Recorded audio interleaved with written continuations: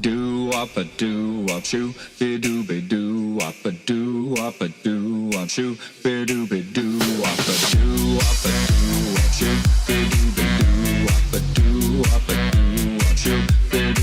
She give me catching all night long. She give me catching all night long.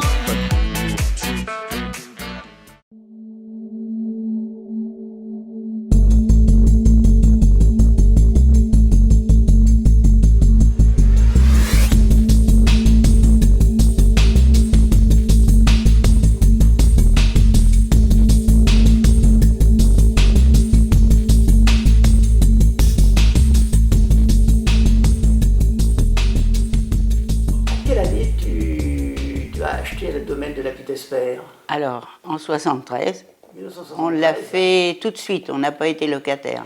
Ah d'accord, parce que beaucoup de gens ont loué et ensuite sont devenus propriétaires sur le domaine de la Petite Oui, Espère. nous non, tout de suite.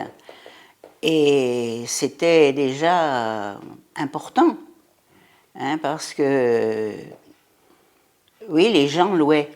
Hein. Ouais. Mais je connaissais bien parce que ma sœur était mariée à un Américain. Voilà. Elle était ici et je connaissais les pavillons. Et puis je dis à Roland, on allait faire construire à Ingré. Ah, j'ai dit, j'aimerais cet espace. Voilà, et puis être à côté de tout. Alors il dit, ok. Et c'est là qu'on a acheté à la Petite Espère. Et mon mari était chef d'orchestre. Et puis moi, je suis devenue chanteuse. J'ai chanté pendant 42 ans. Hein, au tout début, voilà. Et puis, à la suite de mon mari, ça a fait bien boule de neige, hein, parce que Roland Vanier l'a acheté à la Petite Espère. Oui, ah bon? Et tout ça. Et il y a eu plusieurs personnes qui ont acheté parce qu'on achetait. J'avais 20 ans, le cœur plein d'air de fête. Quand je l'ai vu, ça m'a fait comme ça. Il jouait de l'accordéon dans les guinguettes. À Trianon, c'était lui, le roi. La joie de l'amour dans toutes ses chansonnettes. Pour ma petite gueule, il jouait tout ça, et c'est comme ça qu'il m'a tourné la tête, bien plus fort qu'après 100 tours de chevaux de bois. Ah, l'amour c'est si bon, qu'on devrait tous s'aimer davantage. Ah, l'amour c'est si bon, au son de l'accordéon. Ah ben, ok, eh ben, on va envoyer ça pour le 6 octobre. Ah bah c'est d'accord. Et tout à fait. D'accord, il y a le ventilation.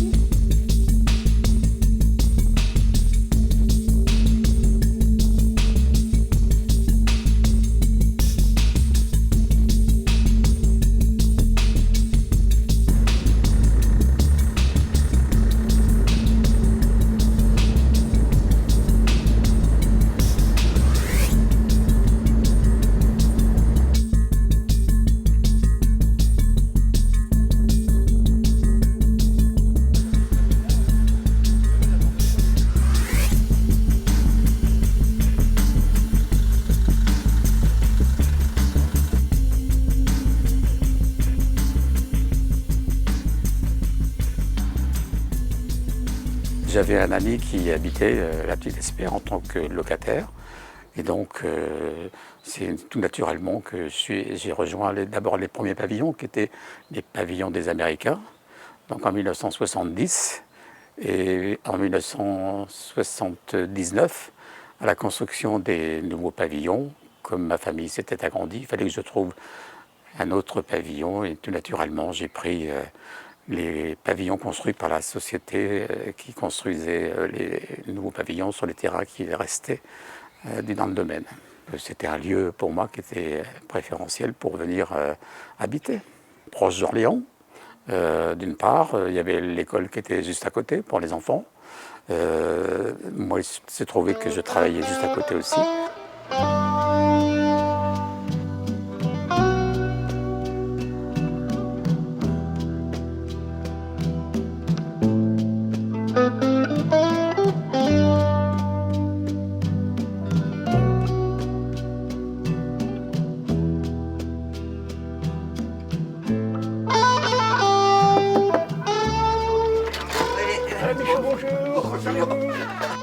c'est presque un coup de folie parce que je savais depuis septembre 72 qu'à la rentrée 73, je viendrais travailler à Orléans.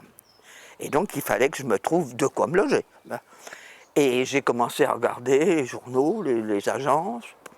Vu que je n'avais pas de quoi mettre une fortune là-dedans, je ne voyais rien.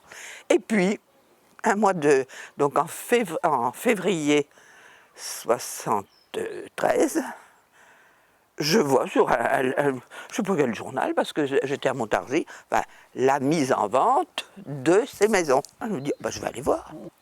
Alors, une journée de février, quand il fait beau, eh bien, ici, c'était drôle, avec toute cette verdure, parce qu'encore une fois, tout était en pelouse. La lumière de la Loire, quand même, ici, elle est bien présente. Hein.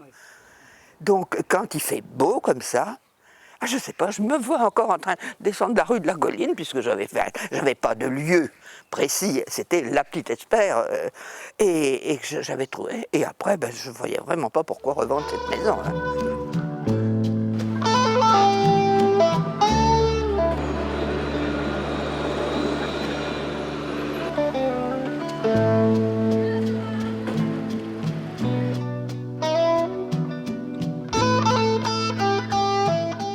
On habitait dans les immeubles un peu plus loin et puis on se baladait souvent dans le quartier pour se rendre sur les bords de Loire. Et c'est vrai qu'à chaque fois on parlait et on se disait ça serait bien si on pouvait avoir une maison ici. Un petit plein pied, Ouais. c'est bien calme. C'est vrai que ça nous donnait bien envie à proximité de tout, les gros axes, les magasins, choses Ouais. comme ça. Voilà, c'était pour nous quelque chose qui nous tenait à cœur. Voilà, c'est ça. Puis le tram juste à côté. Donc souvent on va à Orléans par le tram et on rentre à pied sur les bords de Loire. Donc ça c'est sympa. Et le quartier est calme. C'est la ville à la campagne. C'était un petit peu un rêve aussi de ma part. Je suis un petit peu du métier et c'est vrai que retaper une maison, ça m'a toujours bien botté. Donc voilà, on s'est lancé là-dessus. Voilà pour des années pour le coup. Mais Ah oui, c'est la maison d'une vie. c'est ça.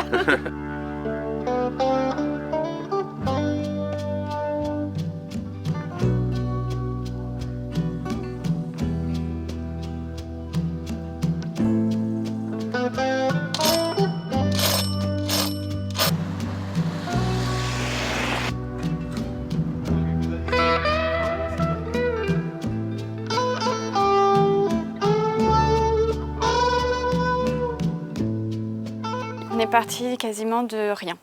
En fait, la maison qui existait ici, donc on ne la voyait pas.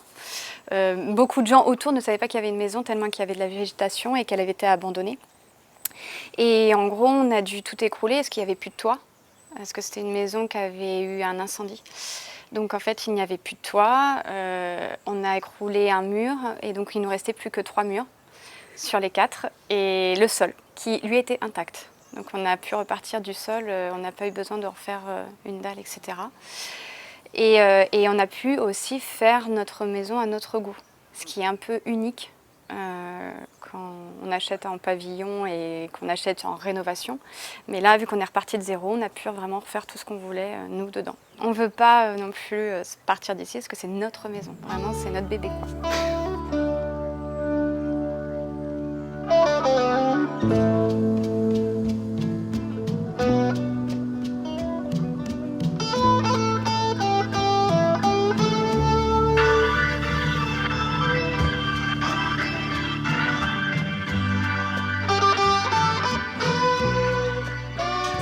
D'amour, une vraie histoire d'amour, ça a été le coup de foudre pour moi.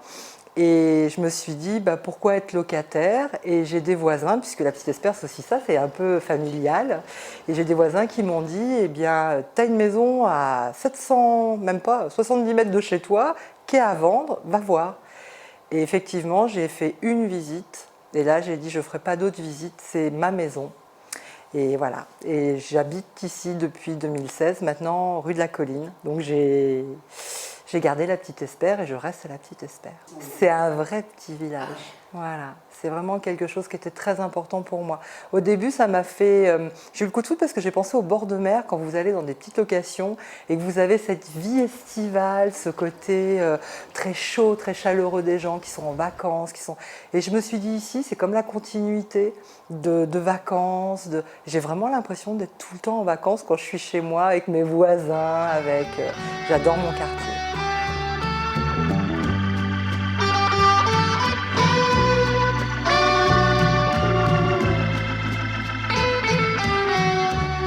Ça fait 4 ans qu'on a acheté la maison et ça fait 7 ans qu'on y habite, parce qu'on a loué la maison avant de l'acheter. C'est calme, convivial, parce que tous les voisins qu'on peut croiser, on se dit toujours bonjour, on papote. Donc moi je sais qu'on se croirait à la campagne en fait. On voit les écureuils courir dans les arbres le matin, c'est plutôt chouette.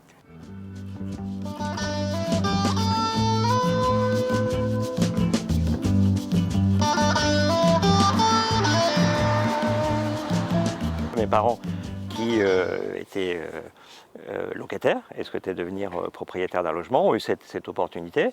Mon père travaillait chez Michelin, à Chapelle, donc juste à côté, et donc il y avait cette possibilité, et donc on était finalement très proches.